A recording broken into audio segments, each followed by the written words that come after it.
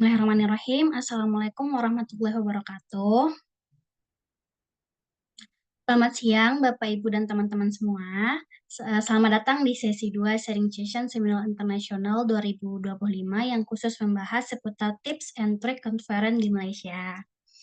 Sebelumnya, perkenalkan nama saya Wali Andriani, jurusan S2 Pendidikan Fisika Universitas Pendidikan Indonesia yang akan bertugas sebagai moderator pada sesi ini.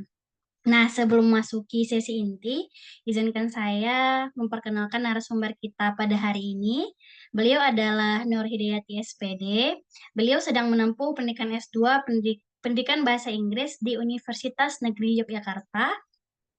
Dan beliau pernah mengikuti beberapa kegiatan conference, salah satunya International Conference di Malaysia dengan capaian scholarship winner. Ya kan, Kak ya? Wah, Masya Allah. Nah, sebelum kita mulai, izinkan saya menyampaikan beberapa hal teknis. Yang pertama, untuk waktu pemaparan narasumber kurang lebih 25 menit, dan dilanjutkan dengan sesi tanya jawab sekitar 20 menit. Kemudian, apabila ada pertanyaan, dapat disampaikan melalui kolom chat atau dengan menggunakan fitur raise hand pada sesi tanya jawab nanti. Nah, langsung saja. Mari kita simak pemaparan materi dari Kak Nur Hidayati. Kepada beliau kami persilahkan. Ya, terima kasih banyak Kak Weli. Ya, Assalamualaikum warahmatullahi wabarakatuh. Waalaikumsalam warahmatullahi wabarakatuh. Saya Nur Hidayati, saya dari Universitas Negeri Yogyakarta. Salam kenal untuk semuanya. Saya mengucapkan banyak terima kasih kepada Kelurahan LPDP UPI 11.0 yang telah memberikan kesempatan kepada saya untuk sharing terkait pengalaman saya mengikuti International Conference pada bulan Mei lalu, ya tahun ini di Kuala Lumpur, Malaysia. Semoga yang akan saya sampaikan dapat bermanfaat bagi teman-teman semua. Saya izin share screen ya.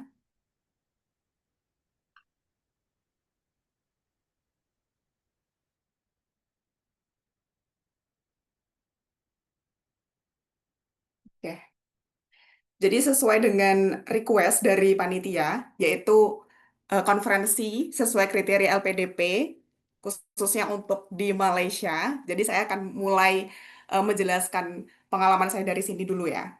Jadi untuk diingat dan perlu digarisbawahi, dan tadi sudah dijelaskan juga oleh Kak Bayu, bahwa yang paling penting ketika sebelum kita konferensi adalah memilih penyelenggara konferensi. Dan dari LPDP sendiri, itu sudah dicantumkan di buku panduan. Nah, ini sudah di-highlight ya. Saya sudah meng-highlightnya, khususnya yang poin D, yaitu penyelenggara seminar atau konferensi internasional adalah asosiasi profesi, perguruan tinggi, atau lembaga riset berskala nasional atau internasional. Pokoknya harus diingat-ingat, kalau kita memilih penyelenggara itu harus dari tiga ini, atau salah satu dari tiga ini, asosiasi profesi, perguruan tinggi, dan lembaga riset. Itu ya. Kalau yang lainnya tadi sudah dijelaskan oleh Kak Bayu, saya langsung saja. Nah, tadi Kak Bayu juga sudah menyinggung tentang e-verb ya. Jadi saya akan menjelaskan penyelenggara konferensi Red Flag. Ini berdasarkan pengalaman saya sendiri. Jadi kemarin dari UNY sendiri, itu kebanyakan mengikuti konferensi yang diadakan oleh IAFOR dan juga e-verb. Dan pada akhirnya, ternyata kedua penyelenggara ini akhirnya di blacklist oleh LPDP dengan alasan-alasan tertentu. Nah, kalau saya pribadi, saya kemarin itu mengikuti konferensi yang diadakan oleh IFRP. Dan saya tahu kenapa akhirnya LPDP itu memblacklist IFRP ini. Karena memang, apa ya, IFRP ini termasuk predator, penyelenggara konferensi predator. Nah, dari screenshotan ini kita bisa tahu ciri-ciri penyelenggara konferensi yang red flag. Jadi dari IFRAP dan IAFOR ini kita bisa lihat ya bahwa kedua konferensi ini atau kedua penyelenggara konferensi ini mereka tuh sama-sama fokusnya itu di conference. Jadi mereka itu programnya itu ya udah conference aja. Dan juga Journal and Publication, Research and Consulting. Jadi IFRP dan IAFR ini sama-sama mereka fokusnya di conference, terus juga di konsultasi, jurnal, dan publikasi. Jadi memang mereka tuh fokusnya di situ. Kemudian saya mencoba untuk googling ya. Saya juga mencoba untuk googling tentang IFRP dan IAFOR ini. Ternyata mereka itu sama-sama asosiasi nirlaba. Jadi mereka eh, mengaku-ngaku bahwa mereka ini adalah organisasi nirlaba.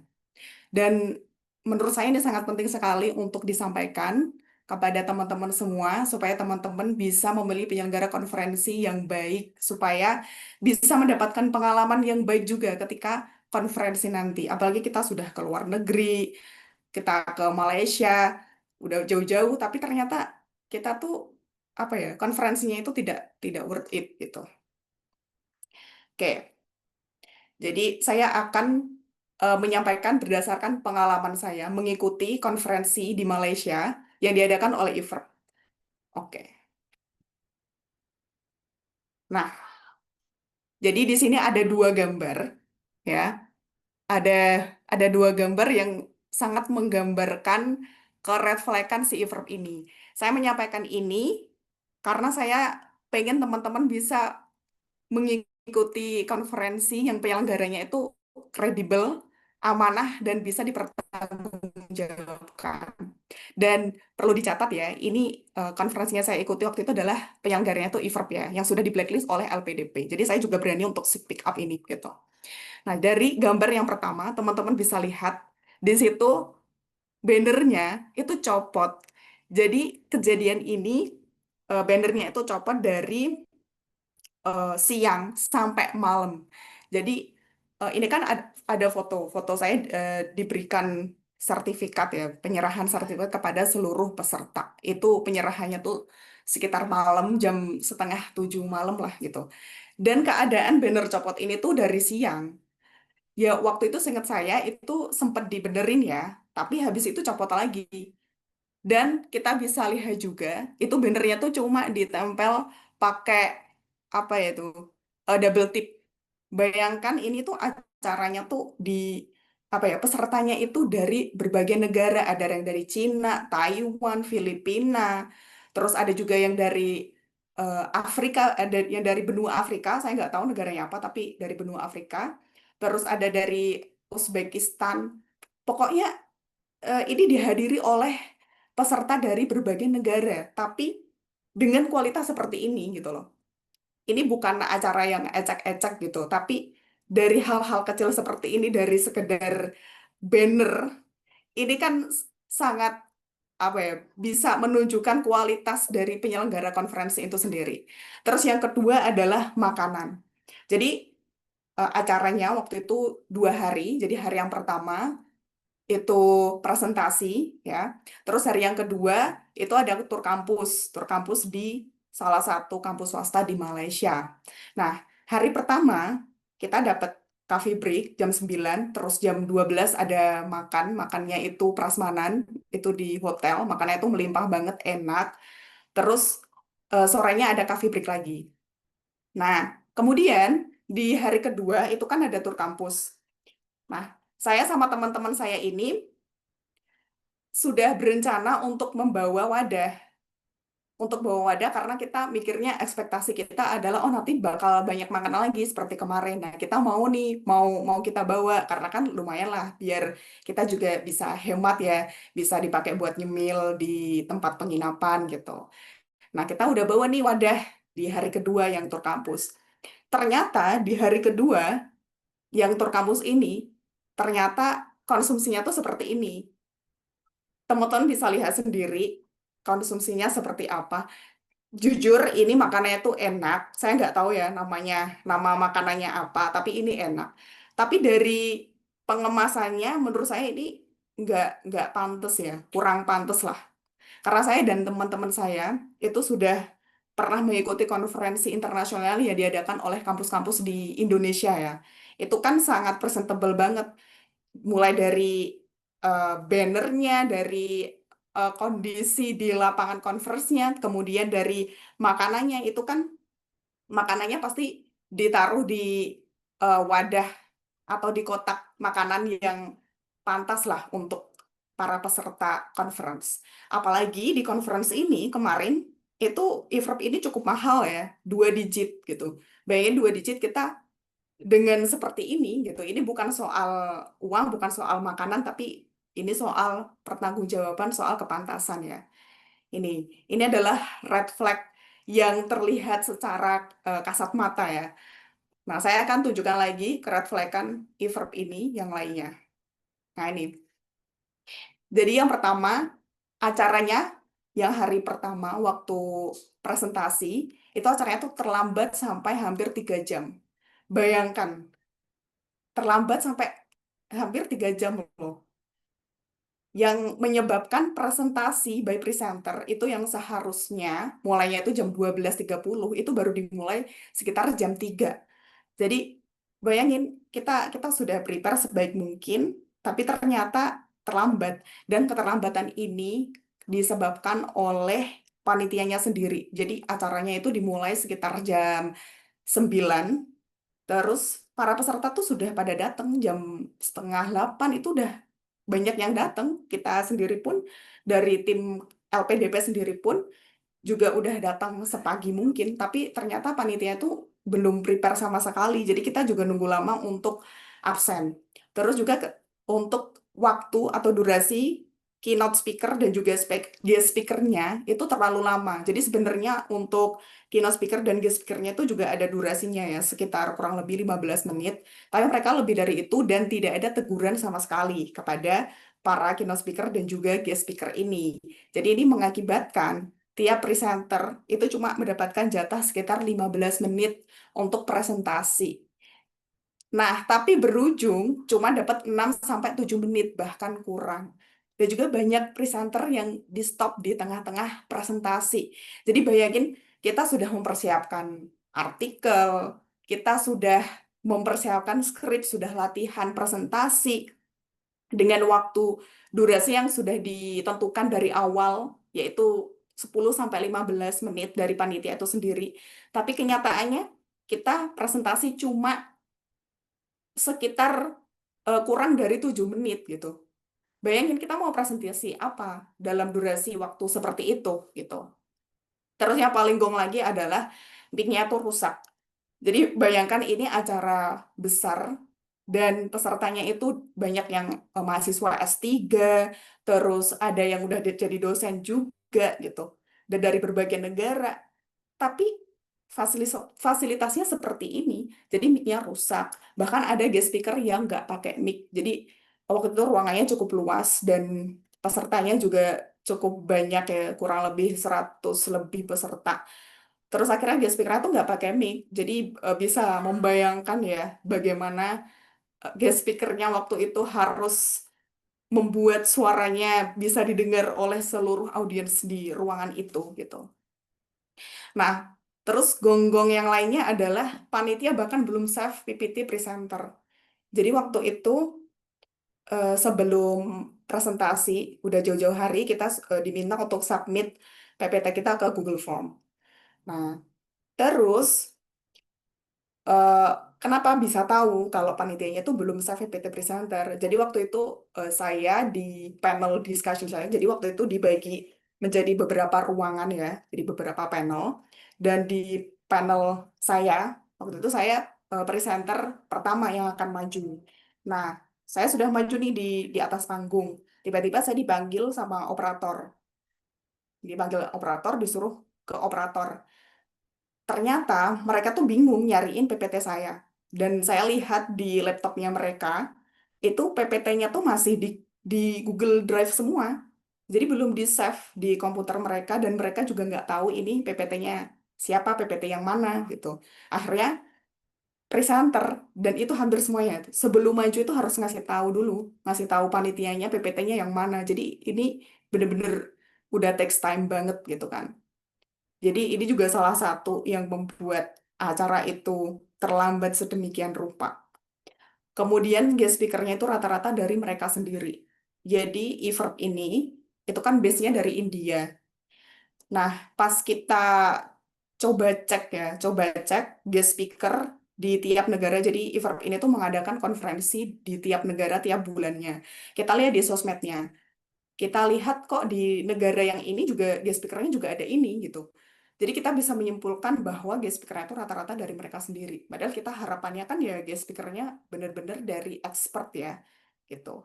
Kita ya mungkin guest speaker-nya memang expert tapi meskipun dari kalangan mereka sendiri, tapi menurut saya kurang profesional juga gitu. Nah, kemudian yang paling gong lagi adalah admin event ini fast respon kalau berkaitan dengan mau daftar dan mau bayar. Setelah itu kalau ada apa-apa sangat slow respon bahkan tidak dibalas. Jadi waktu itu saya dan teman-teman saya sudah berpikir, wah ini emang benar-benar red flag gitu.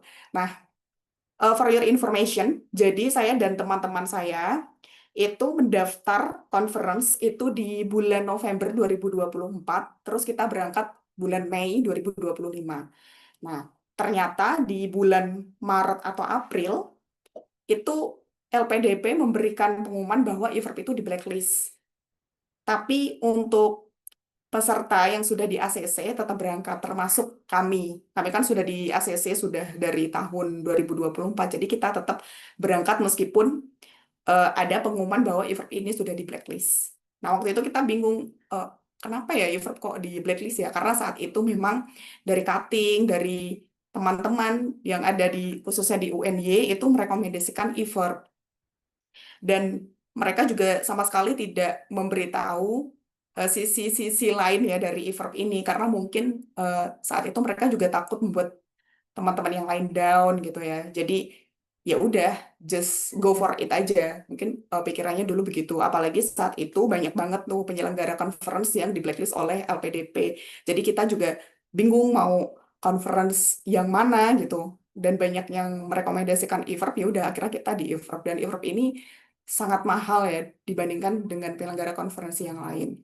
Jadi kita bisa menyimpulkan bahwa e-verb ini dan juga penyelenggara conference red flag yang lainnya, mereka tuh hanya berfokus pada keuntungan. Jadi acaranya itu ada, konferensinya itu ada, tapi yaitu dengan kualitas yang sangat apa ya, tidak sesuai dengan ekspektasi gitu. Dan kemarin ada juga penyelenggara conference yang tiba-tiba membatalkan secara sepihak. Nah, itu kemarin juga jadi permasalahan di teman-teman saya di UNY dan akhirnya conference tersebut juga di blacklist oleh LPDP karena tiba-tiba eh, acaranya dibatalkan gitu aja gitu. Padahal kan pasti kalau kita udah dapat ACC dari LPDP kita udah mulai nyari tiket pesawat, udah mulai nyari tempat penginapan. Jadi bayangin kalau kita udah beli terus kita udah book eh, tempat penginapan terus tiba-tiba dibatalin itu kan sangat fatal gitu. Jadi catatan untuk teman-teman untuk please cari penyelenggara konferensi yang kredibel. Oke, nah kemarin dari Everb sendiri itu eh, jadi gini, untuk semua peserta, hampir semua peserta kami bisa melihat dari raut wajahnya mereka, mereka kecewa dan ilfil sekali dengan Everb ini. Dan setelah selesai acara itu banyak peserta yang mempertanyakan jurnalnya mereka. Jadi Verb ini tuh menjanjikan bahwa artikel kita yang kita submit itu akan dipublish di jurnal terindeks Scopus. Dan kita belum tahu ini mau dimasukin ke jurnal apa. Nah, gara-gara banyak peserta yang komplain dan mempertanyakan terkait artikel ini di grup, akhirnya panitia mengirimkan email ini. Jadi email ini menginformasikan bahwa artikel saya ya ada juga peserta yang lain itu bahwa artikel kita ini akan dipublish di International Journal of Environmental Science dan saya cek ini Scopus terindeks keempat ya. Terus di sini juga ada catatan bahwa proses publikasi ini akan berlangsung selama 15 sampai 25 hari. Dan kita juga diberi waktu deadline untuk membalas email ini, kita setuju atau enggak kalau di-publish di jurnal ini, itu sampai 30 Juni. Jadi dicatat ya ini Juni ya, itu. Kemudian, inilah yang terjadi. saya waktu itu berenam. Nanti saya ceritakan kenapa kok bisa berenam gitu. Dari keempat teman saya itu sudah dipublish. Cuma saya dan satu teman saya, jadi berdua kita belum dipublish. Terus akhirnya teman saya satu ini yang belum dipublish ini, itu nge-spam admin. Pokoknya nge-spam admin setiap hari, akhirnya dipublish. Nah, akhirnya saya ikut-ikutan, saya juga spam. Tapi yang terjadi seperti ini. Jadi saya sebenarnya udah spam dari sebelum bulan Agustus ya.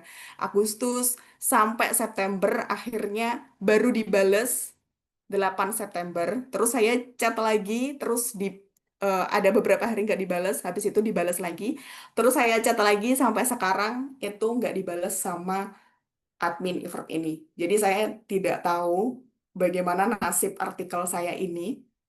Ya, saya mohon doanya teman-teman semoga artikel saya ini segera dipublish ya oleh pihak Evert ya. Meskipun eh, saya deg-degan juga itu. Kok sampai sekarang sama sekali nggak dibalas sama adminnya. Jadi seperti itulah ya kenapa Evert bisa di blacklist oleh LPDP. Dan itulah pentingnya memilih penyelenggara konferensi yang kredibel, terpercaya, dan bisa dipertanggungjawabkan. Nah, tadi juga sudah dijelaskan oleh Kak Bayu ya, cara mencari penyelenggara conference, terus juga sudah dikasih tahu websitenya. Nah, ini saya kasih tahu, eh, nambahin aja lah ya. Jadi kalau misalnya teman-teman ngetik di Google misalnya conference di Malaysia 2025. Nanti kalau misalnya muncul seperti ini ada tulisan bersponsor, ya kan, bersponsor semua. Terus ada tulisan alert, atau ini tulisannya alerts ini ya. Ada juga yang nggak ada tulisannya, pokoknya dia bersponsor. Nah, ini tuh apa sih? Ini adalah website yang isinya tuh conference-conference yang diadakan oleh predator conference. Jadi saya udah cek itu di website tersebut itu isinya tuh list-list penyelenggara konferensi yang semacam seperti Evert gitu. Jadi teman-teman hati-hati ya. Lebih baik teman-teman mencari di website yang tadi sudah direkomendasikan oleh Kak Bayu. Nanti saya juga merekomendasikan penyelenggara konferensi yang diadakan di Malaysia. Jadi itu. Nah, next ini tentang penyelenggara konferensi Green Flag ya. Jadi tadi sudah yang Red Flag dan berdasarkan pengalaman saya sendiri, saya mengalami bagaimana konferensi yang diadakan oleh penyelenggara konferensi yang Red Flag itu seperti apa. Nah, sekarang ini gimana cara mencari penyelenggara konferensi Green Flag di Malaysia. Jadi kita kembali lagi bahwa penyelenggara konferensi itu harus dari tiga ini, salah satu dari tiga, asosiasi profesi, perguruan tinggi, atau lembaga riset berskala nasional. Nah, kemarin saya coba untuk riset, coba untuk mencari-cari, ada nggak ya gitu, penyelenggara konferensi dari salah satu tiga ini di Malaysia. Nah, akhirnya saya menemukan ini. Ini tanggal 5 November ya, jadi kurang sebulan lagi. Mungkin teman-teman berminat untuk mengikuti ini. Nah, ini tuh yang mengadakan adalah ASEAN University Network. Jadi, of course, ini insya Allah ini kredibel, terpercaya, dan bisa dipertanggungjawabkan karena kita bisa melihat ya dari kegiatan utamanya mereka tuh kegiatan utamanya bukan menyelenggarakan conference, bukan jadi konsultan publikasi yang kayak Evert tadi, tapi mereka memang kegiatan utamanya untuk eh, mengurusi universitas-universitas yang ada di kawasan ASEAN. Dan of course acaranya pasti dia dihadiri oleh kampus-kampus dari negara-negara ASEAN. Jadi ini pasti lebih dari 5 negara gitu. Nah, nanti teman-teman bisa untuk cek lagi ya di websitenya ASEAN University Network tentang International Conference yang akan mereka adakan. Jadi ini bisa dipertanggungjawabkan ini karena yang mengadakan bisa dipercaya ya dari AUN ya. Dan AUN ini pun juga bekerja sama dengan University Malaya.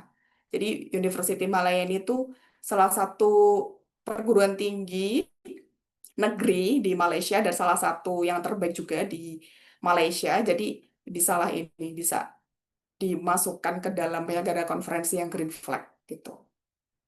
Oke. Nah, kemarin saya juga menemukan ini penyelenggara konferensi yang diselenggarakan oleh University Malaya.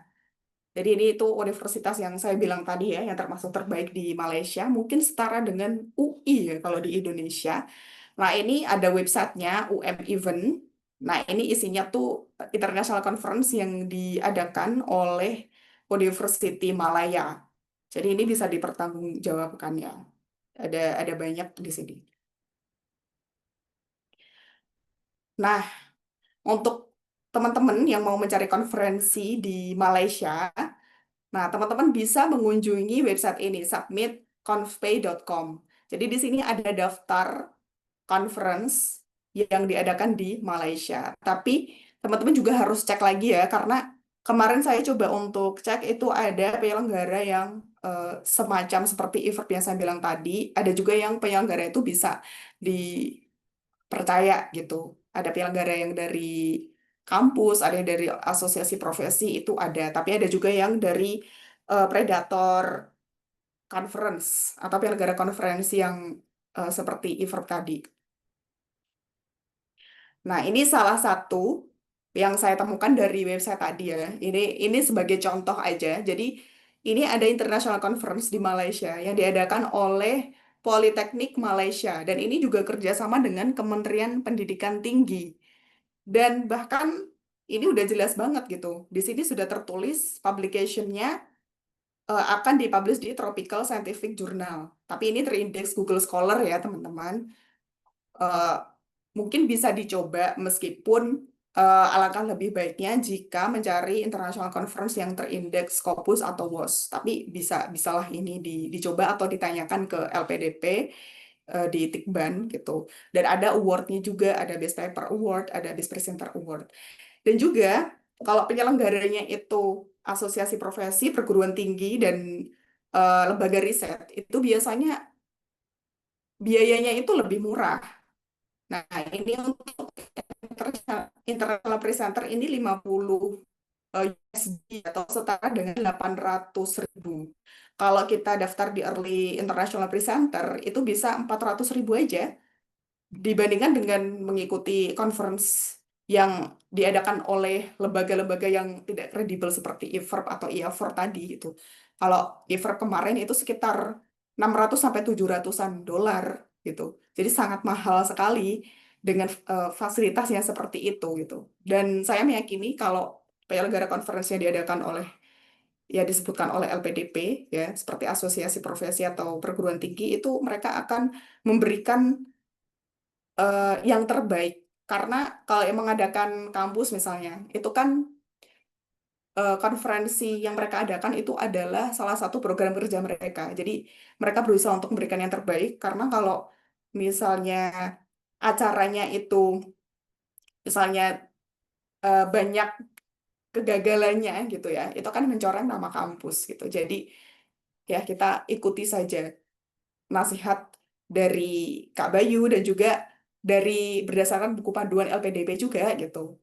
Supaya kita bisa mendapatkan ilmu dan juga pengalaman yang lebih luas lagi gitu dengan mengikuti konferensi yang diselenggarakan oleh pihak-pihak yang bisa dipercaya dan kredibel. Oke. Nah, sekarang saya akan eh, sharing ya tentang hal-hal lain selain memilih penyelenggara conference, yaitu terkait dengan jaringan internet, makanan, transportasi, dan lain sebagainya. For your information, kemarin kami yang ke Malaysia itu dari LPDP itu totalnya ada 8 orang. Jadi kita juga nggak tahu kenapa kok bisa 8 orang yang diterima gitu. Kan di buku panduan itu maksimal 5 orang. Tapi waktu kemarin bisa 8 orang. Jadi kalau yang di foto ini itu 6 orang, 5 orang dari UNY, 1 orang dari UM. Terus ketika kita sudah di tempat conference, kita ketemu lagi 2 orang dari UGM. Jadi totalnya 8 orang. Kita juga nggak tahu kenapa bisa sampai 8 orang ya. Oke, tapi pada umumnya maksimal memang 5 orang. Tapi ya kalau hal-hal seperti ini bisa terjadi kita juga nggak tahu. Oke, jadi untuk jaringan internet di Malaysia itu teman-teman bisa beli roaming data Telkomsel, Indosat XL dan belinya tuh sebelum berangkat ya. Jadi jangan pas udah nyampe sana baru baru beli, itu jangan. Jadi pas kita sebelum berangkat kita beli roaming. Nah, bisa Telkomsel, bisa Indosat, bisa XL. Tapi saya sarankan pakai Telkomsel karena kemarin teman saya pakai Indosat atau XL gitu, itu pas kita main ke suatu tempat di Malaysia, itu nggak ada sinyal sama sekali. Tapi kalau Telkomsel itu ada terus kemarin ya. Saya kemarin pakai Telkomsel. Nah, untuk makanannya, kalau di Malaysia itu makanannya masih mirip dengan makanan Indonesia ya. Dan makanannya juga halal karena di Malaysia juga mayoritas Islam. Jadi kalau soal makanan itu kita nggak terlalu pusing lah ya. Nah, untuk harga juga masih mirip. Nasi plus lauk itu mulai dari 20.000. Nah, kalau saran saya, teman-teman bisa beli nasi di warung kayak gitu atau di kalau misalnya tempat penginapan itu dekat dengan Menara Kembar Petronas, itu di bawah Menara Kembar Petronas itu ada mall. Jadi teman-teman bisa beli di situ. Di situ tuh lebih murah, terus juga porsinya tuh lebih banyak. Jadi rata-rata porsi di Malaysia itu cukup besar ya. Jadi kemarin kami itu bisa eh, satu porsi itu untuk 2 kali makan. Jadi lumayan lah, bisa untuk hemat gitu. Nah, terus tips hematnya teman-teman bisa pesen es kosong ya atau air es tawar. Nah, ini biasanya gratis. Terus biasanya juga harganya itu 1 ringgit ya atau 4 ribuan. Oke, saya sudah di warning ya sama panitia. Oke, untuk transportasi itu kemarin kami dari bandara ke KL maupun KL ke balik ke bandara lagi itu kita menyewa kayak semacam elf itu lebih murah daripada harus pesan Grab. Tapi kalau kita main main ke tempat-tempat tertentu di Malaysia, kita pakainya Grab online dan transportasi itu benar-benar budget terbesar sih. Itu benar-benar ngabisin kantong sekali ya transportasi di Malaysia. Terus untuk uang saku, teman-teman bisa cukup bawa 1 juta, kayaknya udah cukup sih. Dan sebenarnya nggak perlu beli oleh-oleh di Malaysia karena sama aja gitu di Shopee juga ada gitu. Jadi cukup bawa uang secukupnya aja nggak usah banyak-banyak 1 sampai 2 juta gitu untuk uang saku ya. Nah, untuk tempat penginapan, kami kemarin menginap di Legasi Kampung Baru ya. Jadi di sini kita tuh menginap dari 20 Mei sampai 25 Mei itu kita habisnya sekitar 5 juta. Dibagi 6 orang.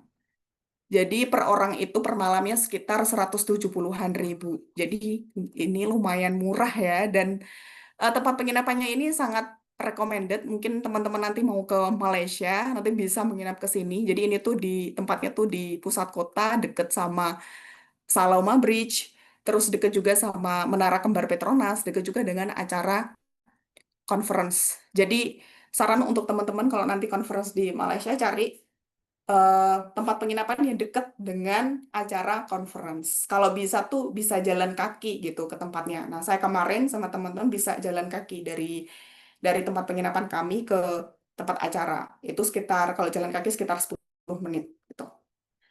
Ya, jadi seperti itulah pengalaman saya terkait konferensi di Malaysia kemarin. Jika ada pertanyaan, silahkan ya teman-teman. Monggo.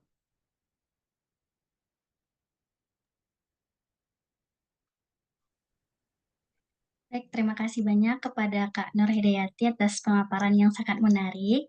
Nah, selanjutnya kita masuk ke sesi tanya jawab. Pada sesi ini kita akan membuka 3 pertanyaan terlebih dahulu.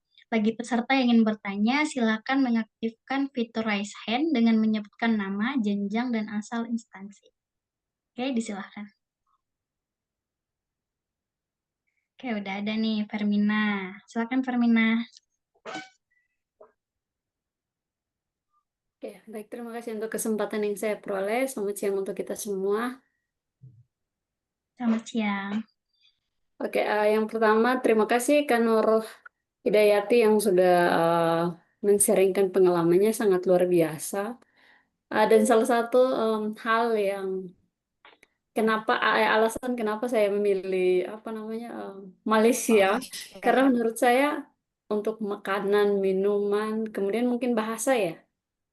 Bahasa masih masih mirip Iya, lah betul. seperti di Indonesia, jadi kayak tidak terlalu culture shock nanti. Em, yang mau saya tanyakan, kesulitan apa yang pernah Kak alami ketika berada di Malaysia kurang lebih 2 hari atau 3 hari di sana, dalam bentuk penyesuaian mungkin bahasa atau apa kan? Saya sendiri saya memiliki kesulitan untuk berbicara bahasa Inggris kalau saya.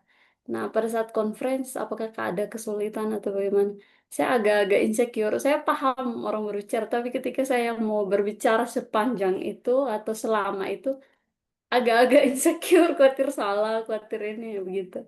Mungkin Kak bisa sharing pengalamannya. Terima kasih, Kak. Oh ya. Oke, terima kasih Kak Fermina. Oke, saya langsung jawab ya. Jadi kalau kendala, alhamdulillah ya kemarin tidak ada kendala yang berarti. Kalau untuk bahasa sehari-hari itu rata-rata mereka menggunakan bahasa Melayu, meskipun bahasa Melayunya itu sebenarnya berbeda ya, nggak kayak di Upin Ipin. Kalau di Upin Ipin kan kita masih agak paham ya, tapi ternyata pas di sana itu kok kayak beda, kita agak bingung. Untung teman saya tuh ada yang dari Riau, dan di Riau itu juga pakai bahasa Melayu, jadi ya sudah kalau misalnya ngobrol dengan supir Grab atau dengan penjual di sana ya teman saya itu, karena mereka tuh ngomongnya tuh kayak cepet, terus ada bahasa-bahasa yang eh, apa ya, kosakatanya tuh berbeda gitu, kosakata bahasa Indonesia dengan Melayu ada yang berbeda, tapi itu bukan masalah berarti sebenarnya. Nah, kalau untuk conference sendiri, of course, itu karena pesertanya itu dari negara beberapa negara, jadi pakai bahasa Inggris. Nah, tipsnya adalah kalau untuk presentasi, kalau misalnya kakak tipe yang penghafal, dihafalin aja presentasinya, skripnya, dihafalin aja dan diusahakan kita presentasi nggak baca gitu, nggak baca. Jadi kita benar-benar presentasi, ya sudah gitu. Kalau misalnya ada notes, ya kita hanya sekadar eh, melihat saja untuk notes-notes gitu. Nah, biasanya dalam conference itu ada sesi tanya jawab ya. Tapi tergantung kalau misalnya masih ada waktu, biasanya ada tanya jawab. Kalau misalnya tidak, apa? Kalau saya kemarin karena nggak ada waktu, jadi tidak ada tanya jawab. Nah, kalau untuk tanya jawab sendiri, kakak bisa mempersiapkan eh, mempersiapkan pertanyaan dan jawaban terkait artikel kakak gitu. Jadi itu bisa membantu sekali kalau misalnya dari pihak juri atau dari panitia itu ada yang bertanya terkait dengan artikel kita. Kalaupun mau berkenalan dengan peserta yang lain, kakak bisa mempelajari seperti apa ya, hal-hal basic lah, seperti kalimat-kalimat basic dalam bahasa Inggris itu sangat membantu sih. Misalnya dari mana, where are you, seperti itu. Terus misalnya dari jurusan apa, nah itu bisalah itu dipelajari untuk kenalan dengan peserta dari negara lain, seperti itu, Kak. Ya. Makasih, Kak. Ya, sama-sama, Kak. Ada pertanyaan lain mungkin, Kak? Kalau dari saya itu saja, Kak. Makasih banyak, Kak. Sangat membantu. Dan jadi PR untuk Ya, saya Kak. harus melatih public speakingnya lagi terkait dengan bahasa Inggris. Iya, Kak. Good luck, Kak. Kasih, Kak. Sama-sama. Baik, terima kasih. Nah, ini masih ada nih sisa 2 pertanyaan lagi. Nah, jika ada dari kakak abang atau kang teteh yang ingin bertanya, dipersilakan. Silakan aktifkan fitur raise hand-nya saja ya. Tunggu.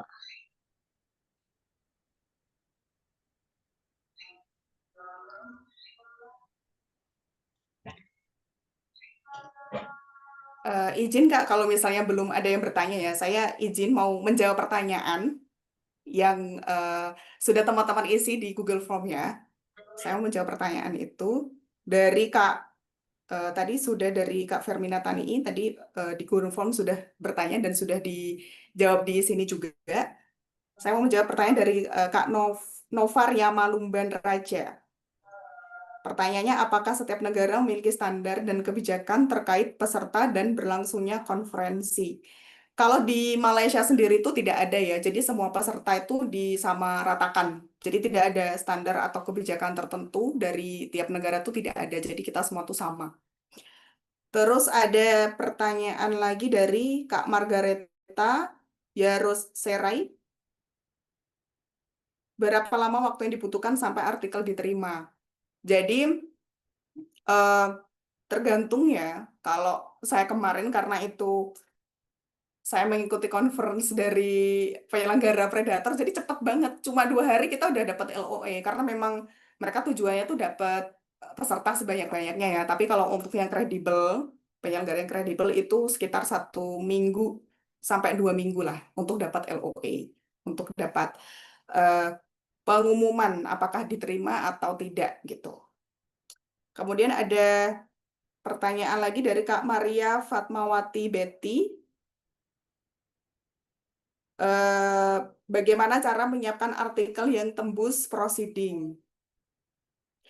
Nah, untuk mempersiapkan artikel yang tembus proceeding, itu kalau saran saya, lebih baik kita berkolaborasi dengan dosen. Bisa dengan dosen pembimbing atau dengan siapapun. Nah, kalau saya kemarin, saya berkolaborasi menulis dengan dosen pembimbing saya. Jadi lebih enak ya. Jadi kita akan dikasih feedback, kita akan dikasih masukan terkait dengan artikel kita supaya lebih apa ya, lebih baik lagi ketika kita submit ke conference dan juga peluang diterima juga lebih besar gitu dengan menggandeng dosen kita. Seperti itu. Kapan seminar internasional untuk ilmu pendidikan dilaksanakan? Mungkin nanti bisa dicek di website yang sudah saya berikan tadi, ataupun di website yang sudah Kak Bayu tadi share ya. Jadi bisa dicek di sana, kira-kira seminar internasional untuk ilmu pendidikan itu ada lagi tuh kapan? Gitu. Itu sih pertanyaan-pernyataan dari teman-teman. Semoga jawaban saya membantu ya. Gitu. Mungkin ada pertanyaan lainnya terkait dengan International Conference di Malaysia. Teman-teman silahkan. Terima kasih, Kak Nur Hidayati. Mungkin aku ada sih mau bertanya ya, nggak apa-apa ya panitia bertanya.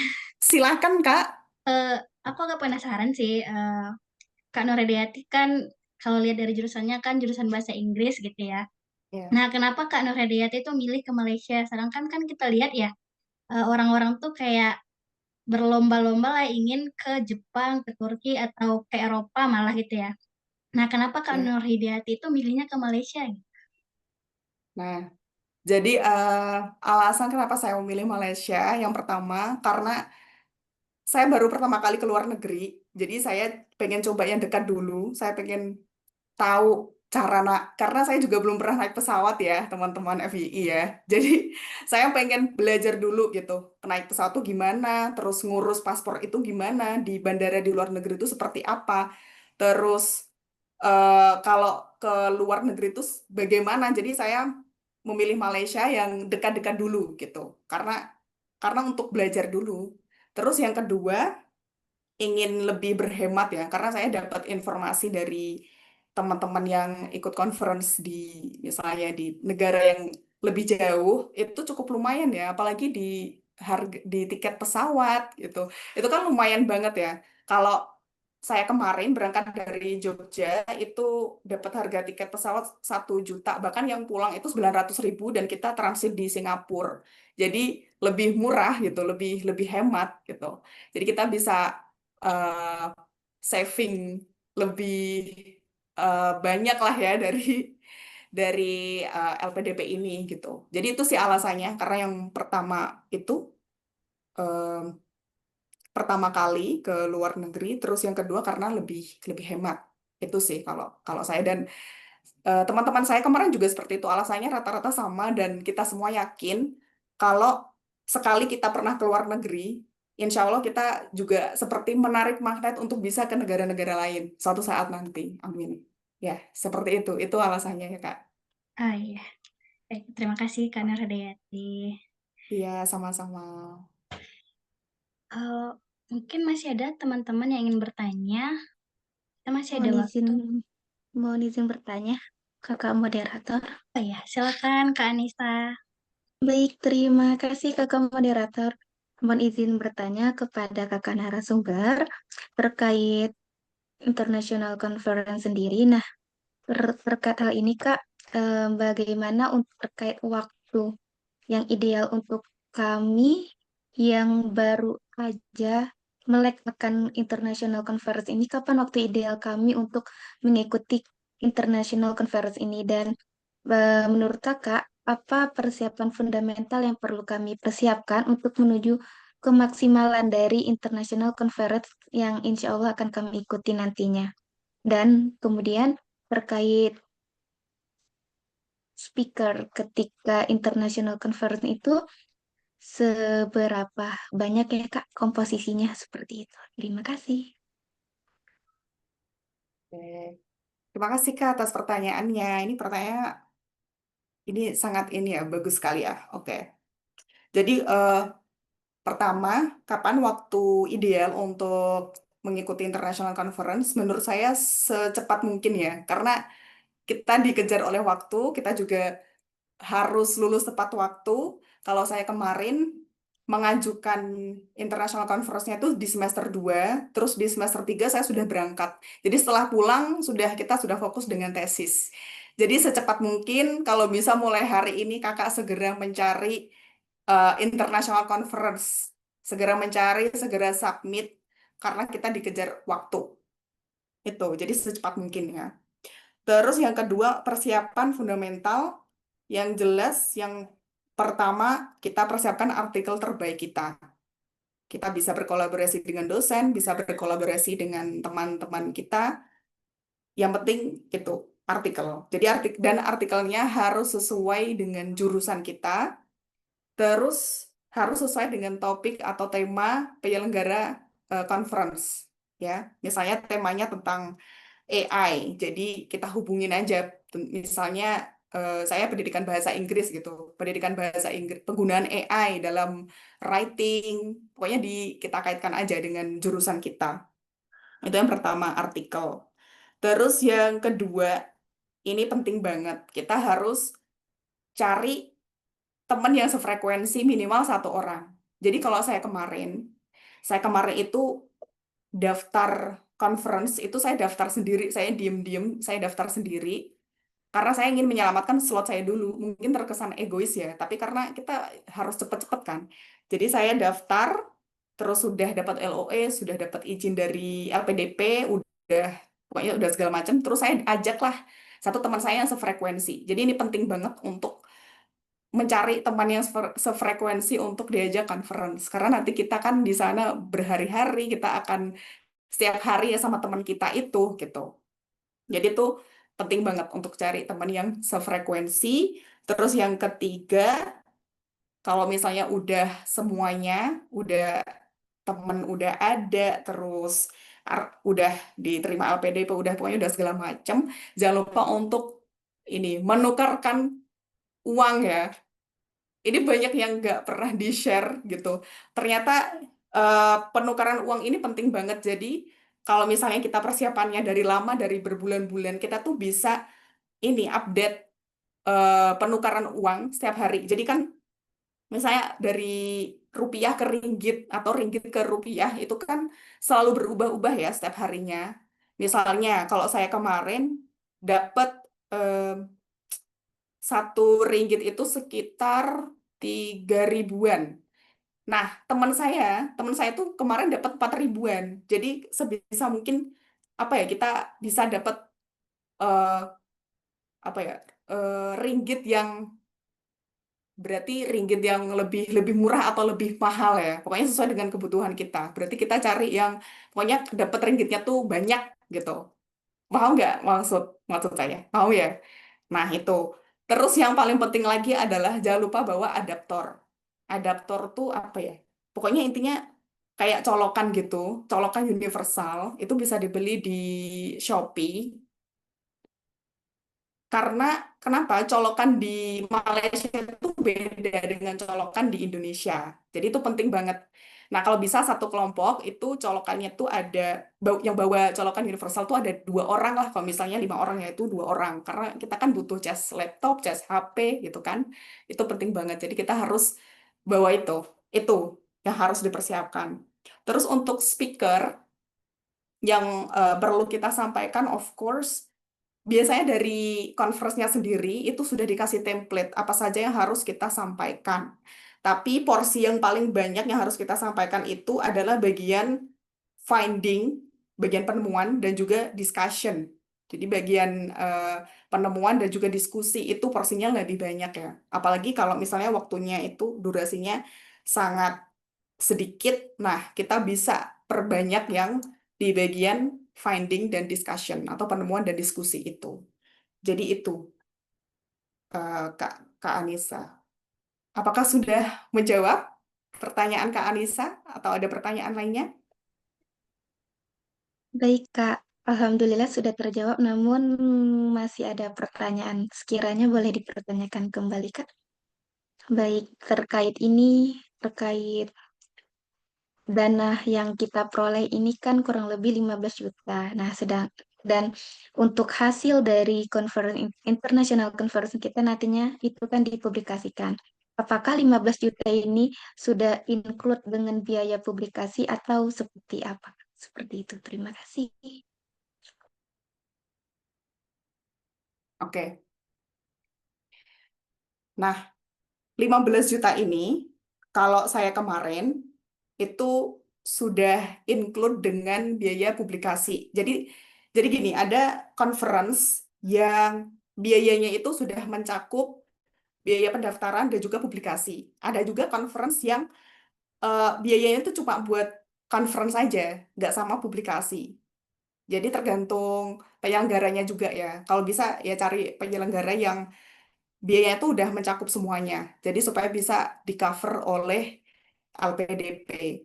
Dan perlu diingat kalau bisa cari eh, international conference yang biayanya itu murah ya. Karena supaya tidak melebihi 15 juta itu.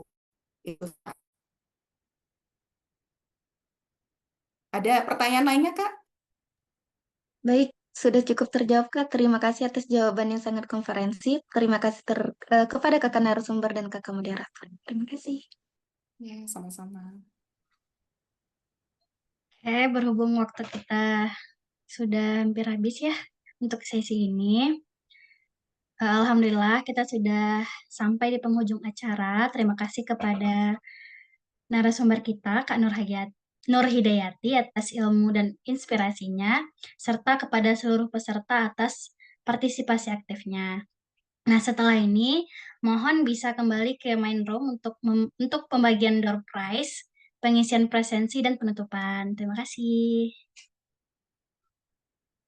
Makasih juga, Kak. Terima kasih, Kak. Ya, sama-sama. Kak, boleh tanya lagi? Nomor Boleh, kontaknya Kak? Kak Nur Hidayati. Oh iya, boleh. Saya share di chat ya. Siapa? Makasih ya, Kak.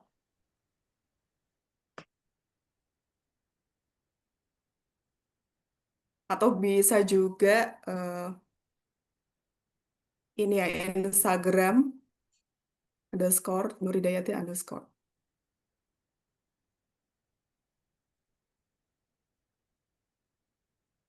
Boleh nanti teman-teman kalau mau menanyakan secara langsung ya, melalui WA maupun Instagram untuk menanyakan terkait conference di Malaysia. Atau mau menanyakan tempat penginapan,